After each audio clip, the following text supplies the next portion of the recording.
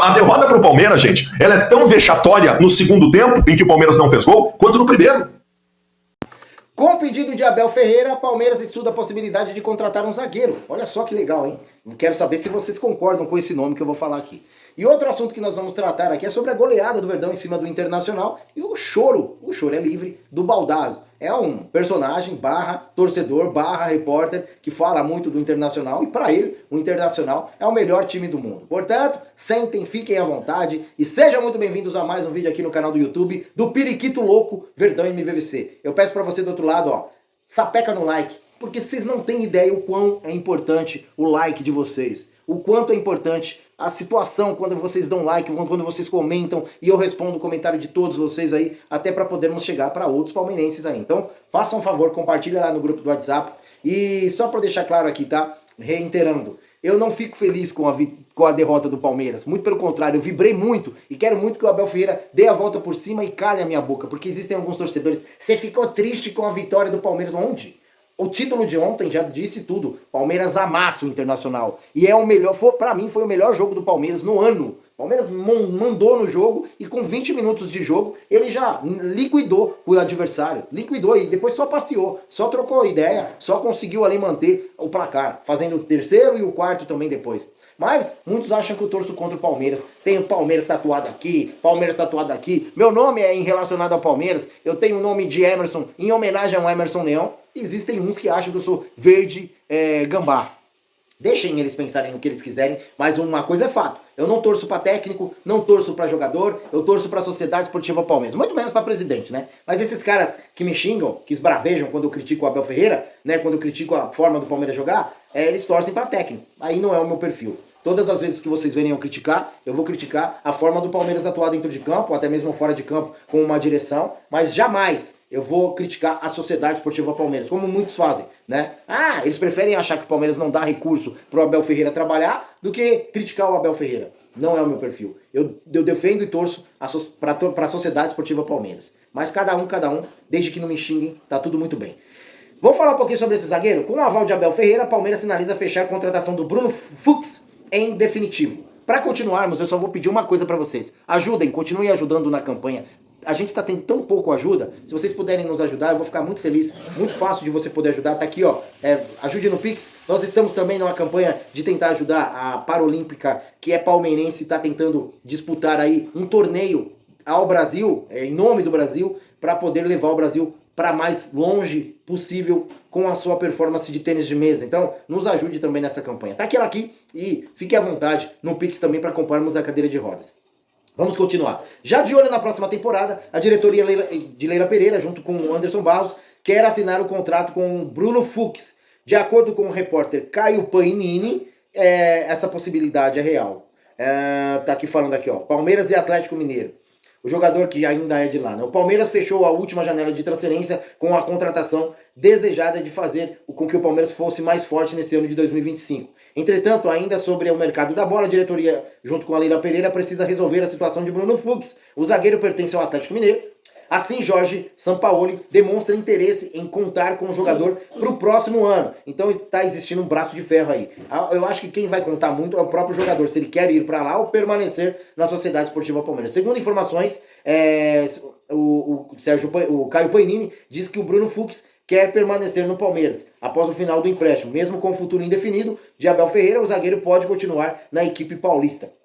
A decisão envolve Bruno Fux. O Abel Ferreira também aprova a continuidade do jogador. Conforme o acordo entre Palmeiras e Atlético Mineiro, e possui em torno de 4,5 milhões de dólares, cerca de 24 milhões de reais na cotação atual. Na temporada de 2025, o zagueiro participou de 25 partidas pelo Alviverde, 19 entre titulares de Abel Ferreira. A situação junto ao Galo deve ser resolvida na reta final deste ano aqui.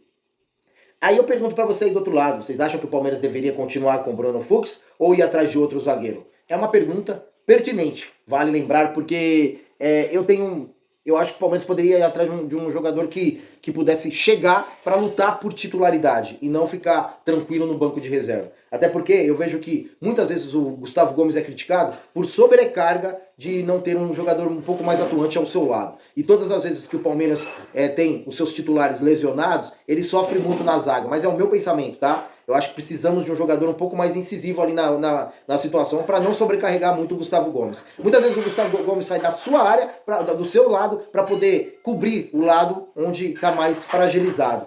É um pensamento, apesar de saber que o Bruno Fux tem um lançamento muito correto, chuta muito bem, ele cabeceia muito bem, mas eu acho que precisa de um jogador um pouco melhor. Mas eu gostaria de deixar na mão de vocês aí o que vocês pensam sobre a contratação de Bruno Fux, já em definitivo, para o Palmeiras. Outro assunto não menos importante é a goleada que o Palmeiras aplicou no Internacional ontem no Allianz Parque, que para mim foi o melhor jogo do ano do Palmeiras. O Palmeiras atuou muito bem, teve a posse de bola do Palmeiras foi muito boa, fazendo jogadas, distribuindo passes certos, chutando ao gol corretamente, que é algo que a gente não estava vendo muito bem. Um ponto positivíssimo para mim, que eu coloquei no Twitter ontem, foi a presença do Felipe Anderson. Para mim, foi a cereja do bolo para a goleada de ontem. Felipe Anderson atuar naquela área, um pouquinho mais no meio de campo, distribuindo a bola um pouco mais, para mim, foi a cereja do bolo e é o que está faltando. Esse jogador ter a sua personalidade e dar um pouco mais de liberdade para ele atuar dentro de campo. Ele é um bom jogador. O problema é que, na minha opinião, que aí vem as críticas ao Abel Ferreira, ele não estava sabendo utilizar o Felipe Anderson. Talvez agora, ele tendo tido essa participação contra o Internacional, que não é um time ruim, vale lembrar, ontem o Palmeiras ganhou de um time bom, talvez o Felipe Anderson comece a atuar um pouco mais ali, conseguindo ele tem uma visão de jogo absurda. Ele conseguiu chutar o gol, ele conseguiu distribuir bola, ele conseguiu ter participações reais nos gols do Palmeiras. Então eu acho que isso faz com que a gente olhe para ele diferente. Vale lembrar que nós tivemos uma participação absurda também do Vitor Roque, também do nosso centroavante queridíssimo, que muitos falavam que ele é o fraco, mas para mim ele joga muita bola, sempre falei. Ninguém aqui, todos vocês sabem que eu nunca critiquei o Flaco Lopes. Acho também que o Abel Ferreira não utilizava ele na ação de campo onde ele se sente mais confortável. O próprio Flaco Lopes, poucos dias atrás, falou algo que eu e o Douglas já vem falando aqui há um bom tempo. Utilizar o jogador no seu decorrente ali dentro de campo, onde ele realmente consegue atuar, né? Mas o Abel Ferreira, ele gosta de jogadores polivalentes, onde joga melhor cobrindo lateral, joga melhor buscando bola um pouco mais, apesar do jogada do Flaco, ele jogou mais centralizado, mesmo como um centroavante ali, né? Eu sei que o Tigrinho estava atuando muito mais como centroavante do que o próprio Flaco, mas eles revezavam ali no decorrer do jogo, fazendo com que o adversário ficasse um pouco meio que perdido. Isso é o jogo, esse é o jogo, essa é a jogada. Mas eu gostaria de saber de vocês aí o que vocês pensam e passando a bola agora para os 2 vídeos que eu tenho sobre o Baldasso. Assistam o vídeo do Baldasso, já vou finalizar esse vídeo aqui com... Desculpa, Baldasso, mas o seu time não é o melhor time do mundo como você pensa. E os seus chiliques são muito bem-vindos aqui no Verdão MVVC. Valeu! A derrota para o Palmeiras, gente, ela é tão vexatória no segundo tempo, em que o Palmeiras não fez gol, quanto no primeiro. Porque o primeiro foi um saco, uma roda, um chocolate, um vareio, um rodeão. Meteram 4 gols. No segundo tempo é tão vergonhoso. Olha, não sei se não é mais vergonhoso ainda que no primeiro tempo. Porque no segundo tempo o Palmeiras largou o jogo. Mas assim, ó, claramente o Palmeiras ficou tocando a bola pro lado. O segundo tempo inteiro, o Palmeiras não entrou na área do Inter o segundo tempo inteiro. Largou o jogo porque os caras estão se preservando pro jogo contra o River Plate no meio da semana. Ou largou o jogo porque estava com pena do Inter. Nós somos dignos de pena. O Inter é digno de pena. O Inter do Barcelos é digno de pena. De pena. Nós não temos nada, e esta direção fracassada nos coloca situações vexatórias a todos os momentos. O que esse presidente quer mais? Dentro do seu lema do Inter pode mais. O que ele tem mais a fazer? Eu já caí pro Melgar, eu já perdi pro Globo, pro Caxias, pro Olímpia, pro Vitória, eu já fiz vexame, eu nunca cheguei com o Barcelos em quartas de final da Copa do Brasil, ele destruiu a base, ele transformou a dívida do Inter em 1 bilhão, ele contratou um monte de porcaria de treinador, um monte de porcaria de jogador, ele gastou 200 milhões de reais comprometendo os direitos de transmissão do Inter por 50 anos e não conseguiu nem chegar em lugar nenhum. O que o Barcelos tem a nos dar ainda? Só a Série B. Só o rebaixamento. É só o que faltou. E eu não duvido nada que aconteça ou neste ano ou no ano que vem. Ou neste ano ou no ano que vem. Eu estou falando aqui ainda sem o vestiário do Internacional, para quem estiver vendo esse comentário depois, eu não sei se o Roger foi demitido ou não, mas tem que ser demitido. Ah, mas é semana Grenal. Dane-se que é semana Grenal. Dane-se que é semana Grenal. Acabou, velho. Acabou. O novo passo tem que ser dado. Já deveria ter sido dado, agora é mais difícil. Evidente que é mais difícil. Os treinadores estão colocados. Quem é que vai querer assumir agora? Mas por que nós chegamos a este ponto?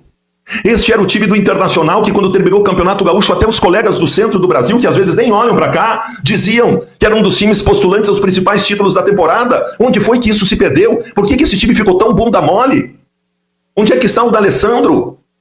Onde é que está o vibrante capitão 10 do Internacional durante toda a vida de jogador que deixou isso acontecer, D'Alessandro?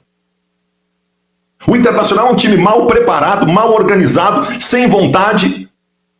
Eu vou focar, evidentemente, no treinador agora, porque é a única coisa que dá pra mudar. Quer dizer, caindo, pra mim, tinha que cair o Roger, cair Bisol, cair D'Alessandro, tinha que cair todo mundo. Todo mundo. Mais um ano de fracassos da gestão Barcelos. Mais um ano de inoperância. De falta de soluções. O Barcelos contratou uma penca de jogador ruim nessa temporada. Mas uma penca. É Ramon, é Kaique Rocha, é Richard, é Ronaldo, é Alain Benítez, contratou. Foi impressionante o que se viu deste Internacional desarrumado, parecendo desentrosado, apático e vendo o Palmeiras passar o rodo no primeiro tempo. Roger mudou a equipe e aí voltou com 3 zagueiros. O Alain Benítez entrou no lugar do Vitinho, o Alain Benítez foi para a lateral direita, colocando o Aguirre na esquerda e o Raikkonen no lugar do Ricardo Matias, um centroavante por outro, tentando algo diferente com o menino Raikkonen. 3 zagueiros e uma linha de 5, que tinha o Alain Benítez na direita, Vitão, Juninho, Vitor Gabriel e o Alain e o Brian Aguirre pela esquerda, linha de 5. Então o Roger mudou, treinou 2 semanas num esquema 4-2-3-1, em 1 ou 2 treinamentos fez o 4-1-3-2, optou pelo modo ortodoxo e no intervalo, depois de um 4-0, mudou com 3 zagueiros e linha de 5. E o Inter melhorou na partida, contando, é claro, com o Palmeiras, que já tinha tirado o pé do acelerador. Aos 26 minutos, Carboneiro descontou num lance curioso em que ele recebeu um passe num retruque do zagueiro do Palmeiras, do Murilo.